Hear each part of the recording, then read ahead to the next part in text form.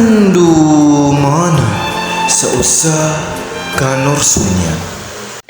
Hi, ako nga po pala si Ray Anthony A. Miller, 18 taong gulang na ipinanganak noong 2 ng Pebrero 2005.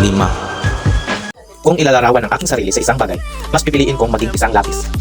Bakit? Kasi para sa akin, ang lapis, kung paminsan-minsan ay maaaring mababali o mababaliwala, na maaaring sabihin na ang isang tao ay maaaring magkaroon ng mga pagsubok o hamon sa buhay. Ngunit kayang makabangon, buburahin ang mga problema gamit ang pambura at tapusin ang mga nasimulang hamon sa ating buhay.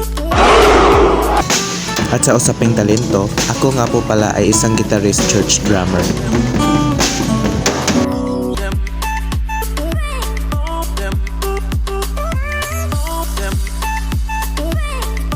At yun, ako nga po pala ay nakatira sa Ahong Sibulan, Negros Oriental na naniniwala sa kasabihang ang paulit-ulit na karanasan ay may dahilan.